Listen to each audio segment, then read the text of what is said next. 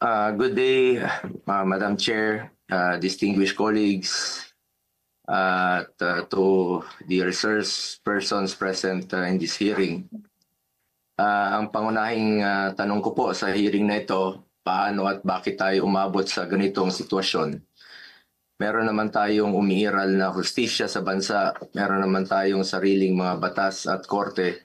Bakit pinayagan po ng gobyerno na nakipin po ang isang Pilipino sa sarili nating bayan? Sabi nga ng mga nakakarami, too late the hero.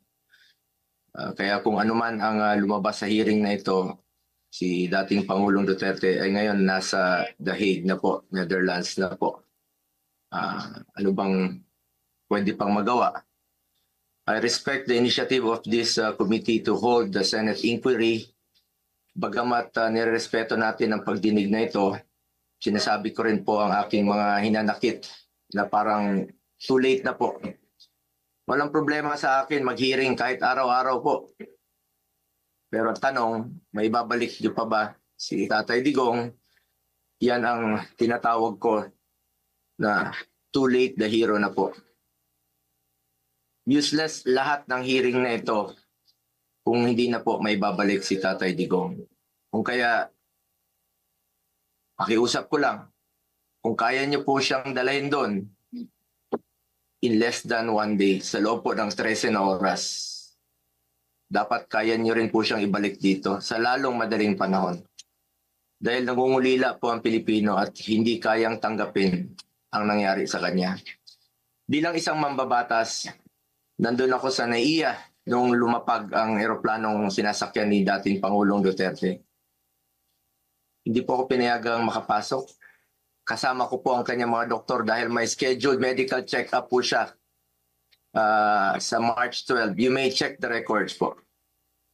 Importante, masiguro ang kanyang kalusugan dahil 80 years old na po ang dating Pangulo.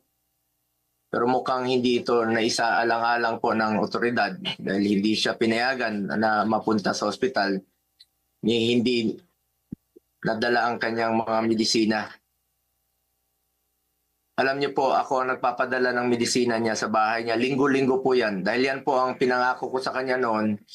Bagamat hindi na po siya nakikialam sa akin sa politika. Pero sa kanyang medical, ay yan ang pinangako ko sa kanya. Na hindi ko siya pababayaan habang buhay. 27 po ang kanyang gamot. Sana po ay maibigay rin ang kinakailangang gamot at medical attention sa kanya habang nasa ibang bansa. Dahil karapatan naman po ito ng bawat tao. Constitutional right po natin yan. Sanay po siya na merong nurse, sanay po siya na may doktor na nag-aasikaso sa kanya. Naikwento nga sa akin ni Atty. Mejaldea na noong unang bumisita siya sa detention cell, ay nakapaa siya dahil hindi po na naipasok ang kanyang mga gamit. Alam niyo, hirap na nga siya magmedyas. Hindi na niya kayang magmedyas mag-isa. At ngayon, it took Atty. Mejaldea several days bago maipasok yung mga kagamitan na kailangan ni Tatay Digong. Mahirap talaga ang kanyang sitwasyon ngayon na nakadetain.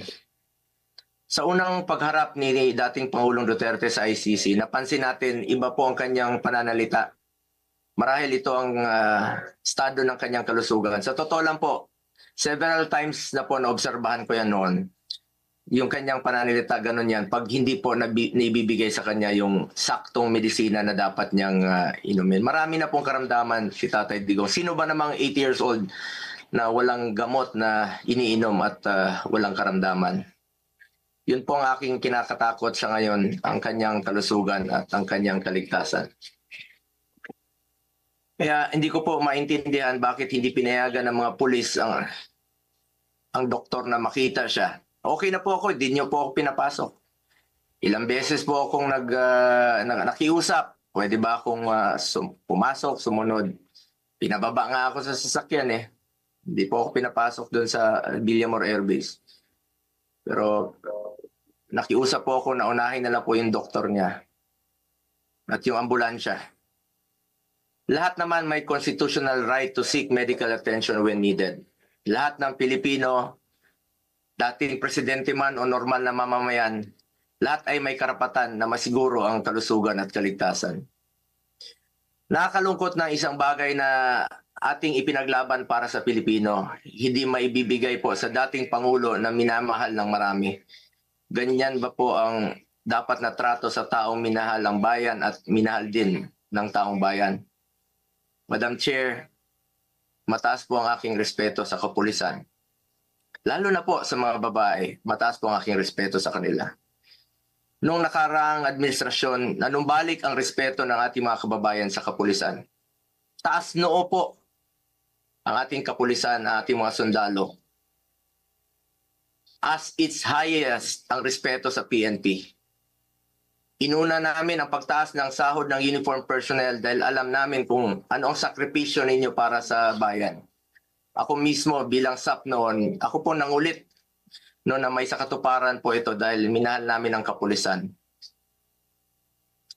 Ngunit nakakalungkot, Madam Chair, na noong nandun ako sa NAIA, nakikita niyo naman po sa video, nagtanong lang po ako sa PNP spokesperson kung saan kami dapat pumunta. Dahil sabi ni Chief PNP Marbil sa 250 po. Nilapitan ko po ang inyong spokesperson at hindi po ako sinagot, tinakbuhan po ako. Sana naman bilang spokesperson, konting sagot lamang po. Konting respeto, sumusunod naman po kami sa batas. Hindi naman siguro dapat ipagkait sa atin ang respeto at higit sa lahat ang katotohanan. Sa totoo lamang po, ilang beses na po nagsinungaling si now Brigadier General Jean Pardo. Sana po, ma'am, bilang spokesperson, totoo lang po ang sabihin mo, alang-alang sa bayan. Your duty is to be loyal to our flag and to our country. Minahal namin kayo ni dating Pangulong Duterte. Sana, konting respeto lamang po. Kung nagawa nyo yan sa akin, magsinungaling, mas nagagawa nyo po yan sa ibang tao. Respeto lamang sana. Gaya ng pagrespeto at pagmamahal namin sa uniform personnel. Pangalawang beses na po ito na hindi ka sumagot ng totoo. Sa interview mo, sinabi mo nagpupunas lang ng pawis ang ilang pulis na nakuna ng video na umiiyak habang inaaresto si Pangulong Duterte. Mapigilan mo bang umiyak? Nasasaktan po yan. Doon lamang po tayo sa katotohanan at piliin nyo lang laging magsabi ng totoo alang-alang sa bayan. We must always entrust our loyalty to the Filipinos, to our flag, and to our country. Di naman po parating sinasabi ni dating Pangulong Duterte sa inyo. Just be loyal to our country and to our flag. Last, gusto nating malaman kung may nalabag ba na proseso ang pamahalaan, nabigyan ba po ng due process ang Pangulo dahil kung seryoso tayo sa pagbibigay ng hustisya, unang konsiderasyon dapat ang karapatang pantao at ang pagsunod sa due process. Sa totoo lamang po, hindi na po tatakbo si Tatay Digong sa inyo. Di na niya kayang tumakas. At alam niyo po yun. Di na niya kaya kayong takbuhan. Dahil hirap na nga siya maglakad, nagsusungkod na nga lang po siya. Imbis na umunlad, bigla tayong umurong. OFWs, pinapauwi natin. Noon, ginagawa natin ang paraan. In fact, si dating Pangulong Duterte, sumusulat yan sa mga king o sa leader ng ibang bansa para makauwi. And even nagre-raise tayo ng blood money para makauwi lang yung mga kababayan natin. Pero bakit baliktad niya? Bakit isinuko po ang sarili nating lahi? Hindi ko lubusang matanggap na siya ay nililiti sa ibang bansa gayong siya ay isang Pilipino. Samantalang mayroon naman tayong maayos na judicial system sa ating bansa na nirerespeto. Kasarinlan yan bilang isang bansa. May sarili tayong batas, may sarili tayong proseso, may sarili tayong korte at may kakayahan tayong panagutin ang sinumang nagkakasala sa ating bayan. Madam Chair, this is now a matter of principle, justice, and humanity. Hindi ba't may sarili tayong sistema ng hustisya?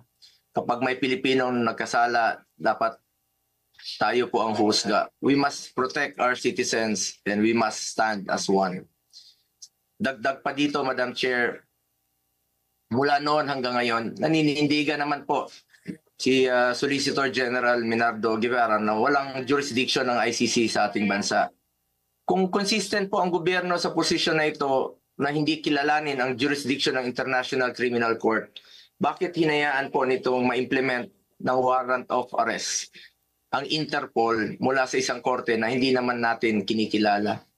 Kung wala naman talagang jurisdiction at may warrant of arrest ang Interpol o ICC, sana binigyan muna ng pagkakataon ng gobyerno through the proper authority like judicial court na i-verify o suriin ang validity ng arrest sa warrant. Ang issue na ito ay hindi lamang para kay Pangulong Duterte.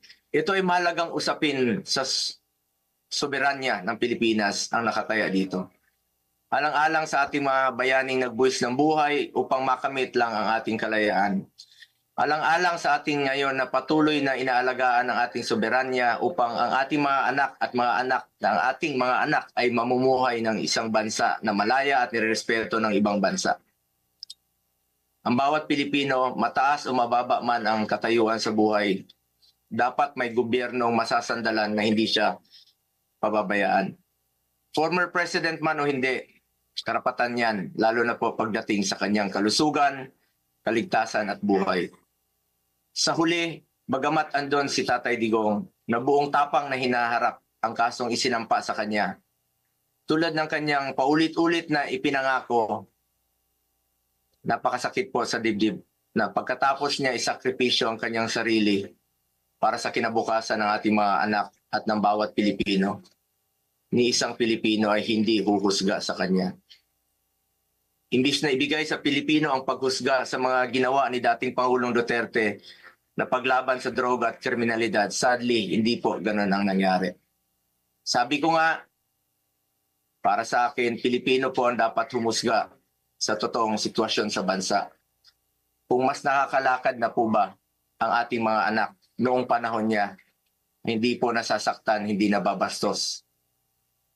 Kayo po ang humusga. Pilipino po ang dapat humusga. Minahal tayo ni Tatay Digong. Ginawa niya po ang lahat para sa bayan. Tanda na po siya. Ayaw na nga niyang tumakbong presidente.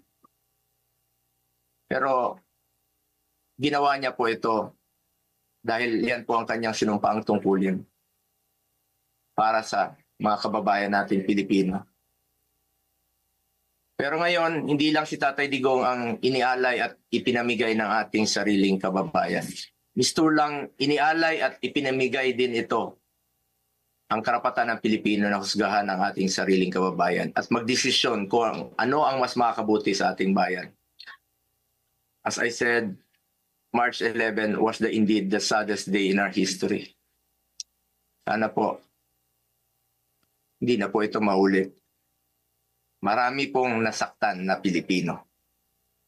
Salamat po.